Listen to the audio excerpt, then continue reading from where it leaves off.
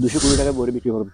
তা আপনি এমন দিন যাবে দিনে 1 লাখ 2 লাখ টাকা ইনকাম করবেন কৃষিতে। এত বরকত এত নিয়ামত আল্লাহ কৃষিতে দিছে। শখের বসা করলে কি হবে, এটা তো বাণিজ্যিক হয়ে যাচ্ছে এখন আস্তে আস্তে। আচ্ছা দর্শক, আপনাদের মনে আছে কিনা 2022 সালের জানুয়ারিতে এমন একটি বিকেলে আমরা এসেছিলাম তারেক ভাইয়ের বড়ির বাগানে।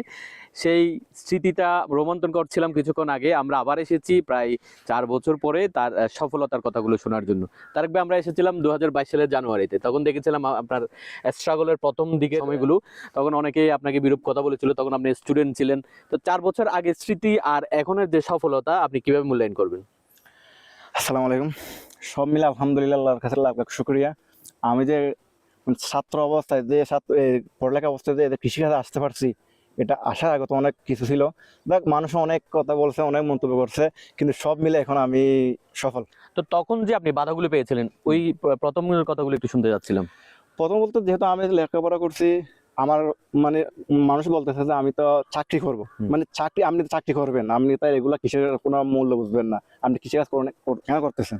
আমি বলতেছি তো চাকরি তো পড়ালেখা করলে কি চাকরি করা লাগে নাকি?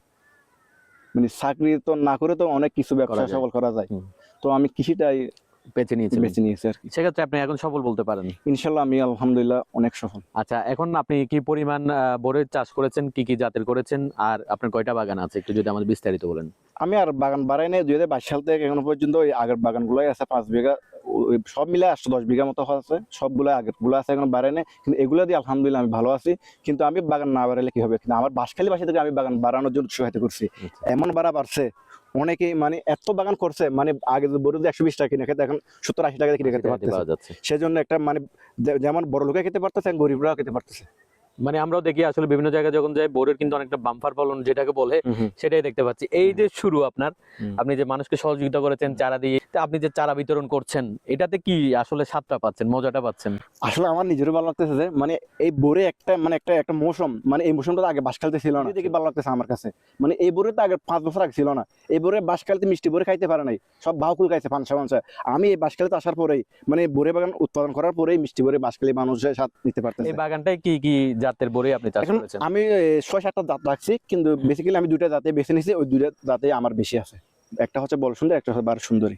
এইবার আপনার কিরকম উৎপাদন হয়েছে? আর আমি অনেকটা বলতে গেলে একটু জানতেই চাইবো আসলে কি পরিমাণ আপনার বিক্রি হয়েছে। আসলে এখনো তো ফুল প্রোডাকশনে বিক্রি সবগুলো হয়নি। না। 3 ভাগের 1 ভাগ বিক্রি হয়েছে, আর 2 ভাগ ফলন আছে গাছে। এখনো গাছে আছে, আপনি উঠাবেন আরো এগুলো? 20 দিন মতো বিক্রি করার পরে সব পরিশেষে একটা বলা যাবে। তার মানে আপনি বলতে চাচ্ছেন যে কি আপনি সফলতার হার টাকা অর্থের পরিমাণ দিয়ে মাপ দিতে যাচ্ছেন না এখনো?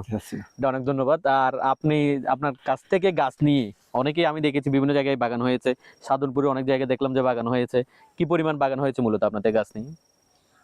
প্রায় 70 বিঘা মতো হবে। 70 বিঘা মতো বাগান আপনার? আমি হিসাব করছি এই বাঁশখালীতে এই 2 মাসে 200 কোটি টাকা বড়ি বিক্রি করবে। মাশাআল্লাহ। 200 কোটি টাকা, এটা কিন্তু সত্য কথা। আমি জোর করে দেখছি 200 কোটি টাকা বড়ি বিক্রি করবে।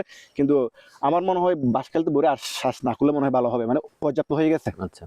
মানে আর না করলে মোটামুটি কৃষকরা যারা করছে মোটামুটি তারা ন্যায্য মূল্যটা পাবে। এর চেয়ে যদি বেশি হয়ে যায় তাহলে আপনার ওই যে আর মূল্যমানটা আর হবে না। সেজন্য এতটুকু থাকলে আমি মনে করি সবচেয়ে বেটার। জানিয়েছিলাম যে আগে আপনাকে যথেষ্ট পরিমাণ সহযোগিতা তারা করতো, সেই সহযোগিতার ধারাটা বজায় আছে কিনা? হ্যাঁ, ইনশাল্লাহ আছে। ওনারা আমাকে যথেষ্ট পরিমাণ হেল্প করতেছে, বর্তমানে করতেছে।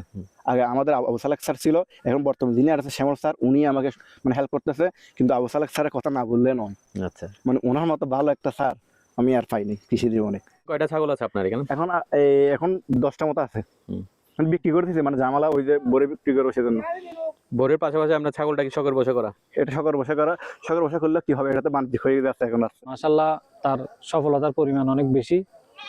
সারা বাঁশখালীতে তার একটা কুলের বিপ্লব ছড়াই গেছে। এখন সাধনপুর তথা বাঁশখালীতে মানে কুলের চাহিদার যোগান সম্পূর্ণ বাঁশখালী থেকে আমরা দিতে পারতেছি তারেকের এই কুল চাষের মাধ্যমে। কৃষিকাজ আসতে যাচ্ছে শিক্ষিত ছেলেরা, তাদের উদ্দেশ্যে আপনি কি বলবেন? আমি মনে করি বড়িটা আমাদের বাঁশখালীতে প্রচুর হয়ে গেছে।